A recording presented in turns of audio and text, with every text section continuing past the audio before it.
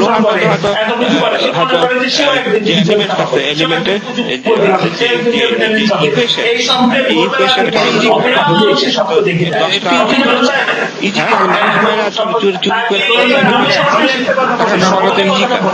মানুষ তাই করে।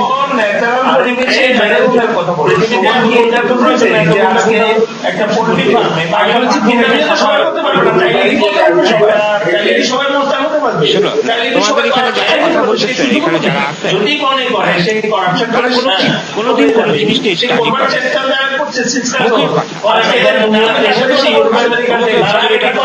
এটা বলছে, মা এটা বলছে, বাপ এটা বলছে, এগুলো নিয়ে জীবনে কি এটা নিয়ে ভাবে নাই, জীবনে কোনোদিন অন্য কি পরমাণু কি এটা নিয়ে ভাবে নাই, জীবনের ইতিহাস কিভাবে প্রাচীন সভ্যতা থেকে আধুনিক সভ্যতা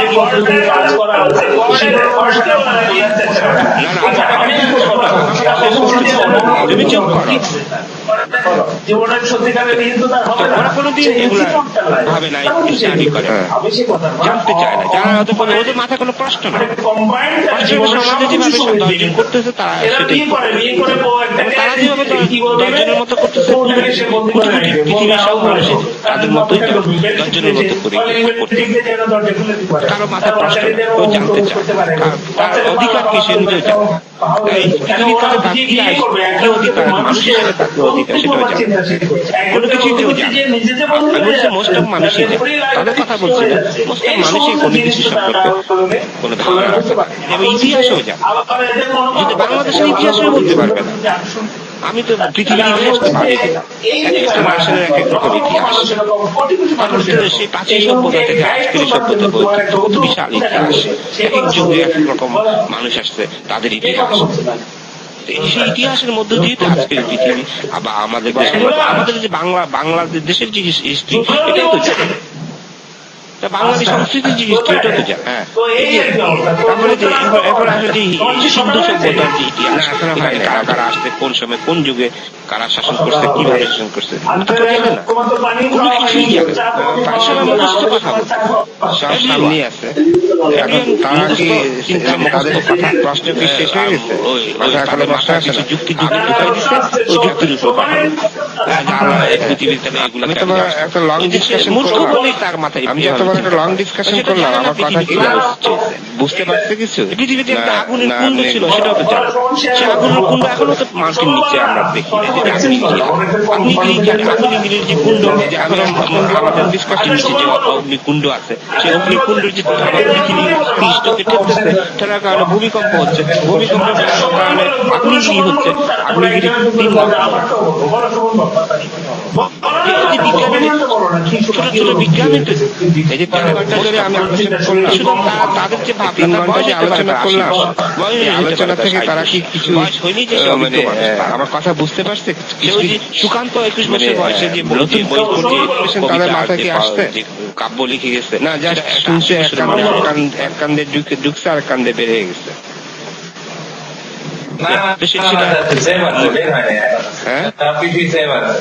যদি মাথার মধ্যে যদি আমার কথাগুলি ঢুকানো সম্ভব হয়, তাহলে কোনো প্রশ্ন কি তৈরি হয়নি মাথায় যে এই জিনিসটা পরিপূর্ণ হয়নি, বা এই জিনিসটা জানাটা পরিপূর্ণ না, বা হয়তো আমার সন্দেহ আছে, বা কিউরিসিটি আছে, বা এটা কনফিউশন আছে, এমন কোন প্রশ্ন জাগে নাই?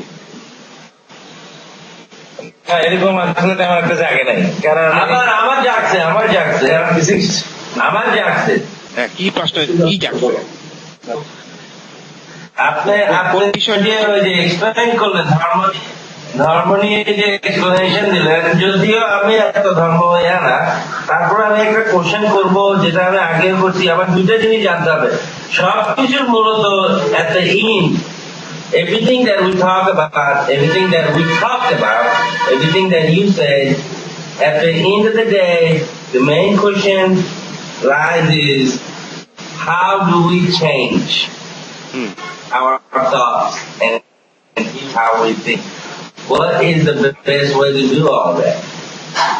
You explained everything and we listened, but you explained us, but you didn't say what is the theory behind it, change all that.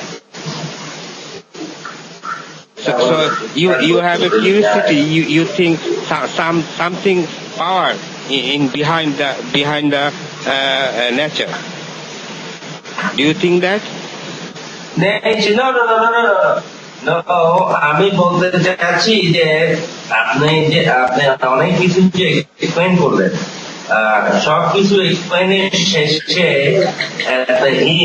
একটাই কোশ্চেন থাকে, যেটা হচ্ছে আমরা কিভাবে চেঞ্জ করব, আমরা কি করলে চেঞ্জ হতে পারি, অথবা আমাদের থট থিওরি আমরা যেভাবে চিন্তা করি ওগুলা চেঞ্জ করা যায়। সার্চিং, ট্রু সার্চিং এর মধ্যে দিয়ে পরিবর্তন আসবে, চেঞ্জ আসবে। তুমি যদি সার্চিং করতে থাকো জীবনের সমস্ত মাথায় যখন যে প্রশ্নই আসে, প্রশ্নের উপর তুমি যদি সার্চিং করো, সেটা অনলাইনে সার্চিং করতে পারো, বই পড়ে সার্চিং করতে পারো, এনি ওয়ে সত্যকে অনুসন্ধান করা, সত্যকে জানা। হ্যাঁ, সার্চিং এর মধ্য দিয়ে তোমার ব্রেনের অপূর্ণ ব্রেন পরিপূর্ণতা লাভ করবে। হ্যাঁ, তোমার জানার সবচেয়ে কঠিন কাজ হচ্ছে তৈরি করা। উত্তর কিন্তু সবাই দিতে পারে, একটা না একটা উত্তর দিতে পারে, প্রশ্ন তৈরি করা হচ্ছে সবচেয়ে কঠিন কাজ। যে যত জ্ঞানী তার সে। আচ্ছা, তো আমি একটু বলতে চাচ্ছিলাম। হ্যাঁ, বলো। আমি বলতে চাচ্ছিলাম যে আপনি যে বলছেন যে সার্চিং করার জন্য, তো আমাদের গ্রাম বাংলা তো সেরকম সার্চিং করার সেরকম প্রযুক্তি নাই। গ্রাম বাংলার মানুষ এমন গ্রাম আছে যেখানে বিদ্যুৎ নাই, তো সেখানে মানুষ কিভাবে সার্চিং করবে? শুধু কি সার্চিং করলে কি একটা তার যদি সত্য অনুসন্ধানী মনোভাব থাকে, গ্রামের একটা মানুষও ওই গ্রামের মধ্যে স্কুল থাকে, কলেজ থাকে, এখানে লাইব্রেরি থাকে, মনোভাবটা তাকে কে তৈরি করে দিবে? মনোভাবটা তাকে কে তৈরি করে দিবে? সে কি জন্মের পর থেকে কি সেই মনোভাবটা কি পাবে, নাকি তাকে কেউ তৈরি করে দিতে হবে, বা তার মধ্যে সে মনোভাব যে খোঁজা যে? হ্যাঁ, সেটা তো হ্যাঁ, রাজনৈতিক কিভাবে হবে? হ্যাঁ, আমরা এক্সপ্লেন রাজনৈতিক এটা কি, কোন রাজনৈতিক? সাথে আমার আলোচনা, এটা কি আমার সাথে ওদের আজকের যে আলোচনা, তুমি তো আমাকে রাজনীতি নিয়ে আসতে চাচ্ছ, ওদের সাথে যে আলোচনা, এই আলোচনাটা হচ্ছে ওরা ধর্ম সম্পর্কে জানতে চাইছিল, ধর্ম সম্পর্কে তাদের নানা প্রশ্ন ছিল, এগুলো নিয়ে আলোচনা করছে। এখন যদি ওরা যদি বলে যে এই পরিস্থিতি, এখন বর্তমান যুগে আমরা যে পরিস্থিতির মধ্যে আছি, এই পরিস্থিতি থেকে আমাদের উত্তরণ কিভাবে হবে, আমরা কিভাবে এই পরিস্থিতি থেকে আমরা সমাধান পাবো, তারপরে হয়তো আমি রাজনৈতিক বিষয়ে আসতে পারি যে এই পথে সমাধান হইতে পারে, ওই পথে সমাধান হতে পারে। কিন্তু সেই প্রসঙ্গ আসবে শেষের দিকে। তাদের মধ্যে যে কুসংস্কার বা তাদের মধ্যে যে মিথ্যা চর্চা, সেই বিষয়টা যদি তাদের উপলব্ধি করতে হবে। হ্যাঁ, আমরা সমাজে যে আমাদের মতো দেশে যে মিথ্যা চর্চা হয়, সেই মিথ্যা চর্চার ফাউন্ডেশন হচ্ছে ধর্ম। ধর্ম হচ্ছে আমাদের মূল ফাউন্ডেশন। হ্যাঁ, যেখানে মানুষকে অন্ধকারে, ধর্মের মধ্য দিয়ে, ধর্মীয় সংস্কৃতির মধ্য দিয়ে মানুষকে রাজনৈতিক বিমুখ করে রাখা হয়, ধর্মীয় সংস্কৃতির মধ্য দিয়ে মানুষকে কুসংস্কারে আচ্ছন্ন করে রাখা হয়, ধর্মীয় সংস্কৃতির মধ্য দিয়ে মানুষকে বিজ্ঞান বিরোধী করে রাখা হয়, ধর্মীয় সংস্কৃতির মধ্য দিয়ে সমাজে নানা রকম শ্রেণী বিভক্ত সমাজ তৈরি হয়, ধর্মীয় সংস্কৃতির মধ্য দিয়ে সমাজে নানা রকমের করাপশন তৈরি হয়। এই যে মানুষকে হত্যা করে, মানুষকে প্রতারণা করে, সবকিছুই ধর্মীয় কারণে তৈরি হয়। কারণ ধর্মের কারণে ধর্মের একটা ইকোনমি আছে। যেমন ধরুন ইসলামের ইকোনমি বলে একটা ইকোনমি আছে। এই ইকোনমি কি ইকোনমি? এই ইকোনমি হচ্ছে যে ধনী হতে পারবে যত ইচ্ছা, পুঁজিবাদের যে স্ট্রাকচার আর ধর্মীয় ইকোনমির যে স্ট্রাকচার, সেটা একই স্ট্রাকচার।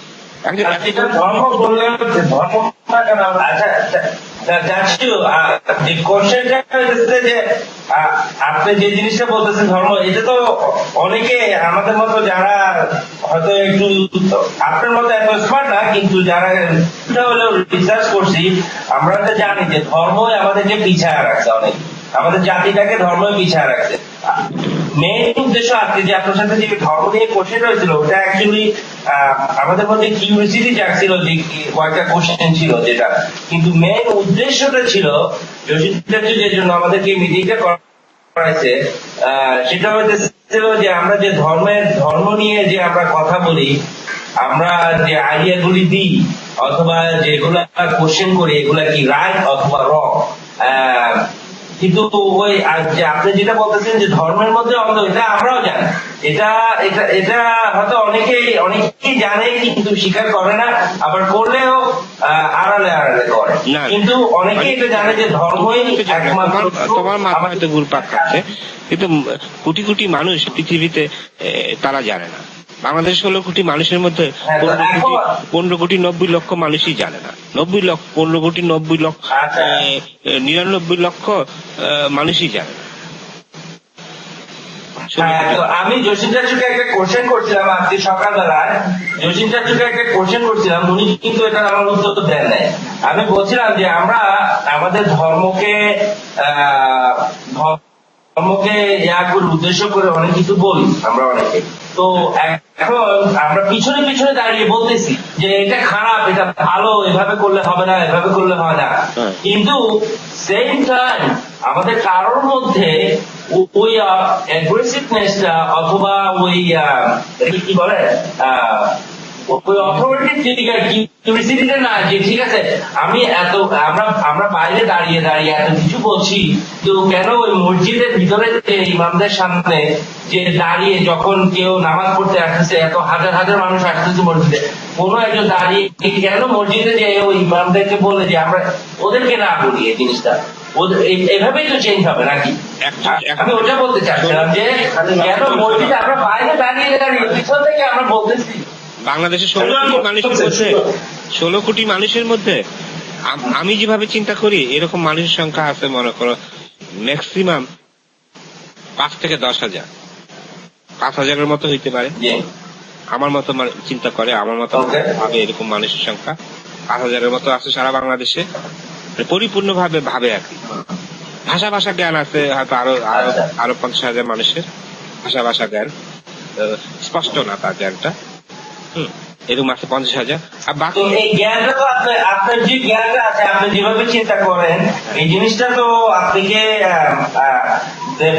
Best thing. ওরা সবাই বলে যে আপনি কিছু যদি ভালো চিন্তা করেন এবং জাতিকে নিয়ে চিন্তা করেন, আপনি পুরো পৃথিবীকে নিয়ে চিন্তা করেন, আপনি সেই থিওরিটা বাইরে মানুষদের সাথে শেয়ার করা, সবাইকে জানানো, ওয়েলকাম করা।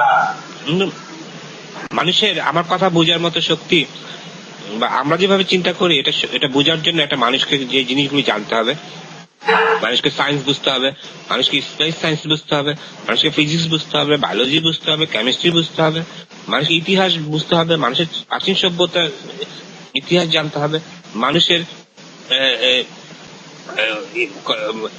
জ্ঞানের যত শাখা প্রশাখা আছে, ফিলোসফি তাকে বুঝতে হবে, রাষ্ট্রবিজ্ঞান বুঝতে হবে, তাকে সমাজ বিজ্ঞান বুঝতে হবে, সমস্ত জ্ঞানের যত শাখা আছে সমস্ত শাখার বেসিক নলেজটা সে যদি অর্জন করতে পারে তাহলে সে আমাদের মতো মানুষের কথা বুঝবে। এখন একটা একটা নির্বোধ বোধহীন মানুষ, সে হয়তো গভর্নমেন্টের বড় চাকরি করে, ধরো হয়তো সচিব লেভেলে চাকরি করে, তারপরে সে নির্ভর, সে হয়তো আর্মি জেনারেল হয়েছে তাও সে নির্ভর, তারপর তার শিক্ষা নাই, জ্ঞান নাই। সে দেখবা যে লম্বা লম্বা ওই দেখো না, ওই যে ফেনীতে দেখো না যে তোমাদের ওই যে ফ্লাইট কি এয়ার ভাইস মার্শাল সুলতান মাহমুদ, একজন আর্মি এয়ারফোর্সের চিফ ছিল, তারপর দেখো সে হুজুর লম্বা লম্বা দাড়ি তার, তাহলে সে যে এয়ারফোর্সের চিফ র্যাঙ্ক থেকে সে রিটায়ার করতে, একসময় ডেপুটি সামরিক আইন প্রশাসক ছিল, এরশাদের পরেই তার অবস্থান ছিল, এরশাদ যখন ক্ষমতা নিচ্ছে। তা সেই মানুষের যদি এত লম্বা দাড়ি থাকে আজকে, তার সারা জীবনে যা শিক্ষা অর্জন করছে, জ্ঞান অর্জন করছে, পুরোটাই তো মিথ্যা। সে নির্বোধ মানুষ, জ্ঞানী বোধহীন মানুষ, সমাজকে নিয়ন্ত্রণ করে, এসব মানুষরাই তো মন্ত্রী হচ্ছে, এসব মানুষই রাষ্ট্রপ্রধান হচ্ছে, নির্বোধ মানুষরা। কিন্তু সেটা চেঞ্জ করার জন্য রাজনীতি দরকার। রাজনীতি এত সেটাই তো আপনারা করার চেষ্টা করতেছেন, জসিম চাচু আপনারা সবাই তো সেটাই করার চেষ্টা করতেছেন। সেটাই যারা আপনাদের গ্রুপে আসে তাদেরকে অ্যাডভাইস করা, সেটাই যারা যোগ দিবে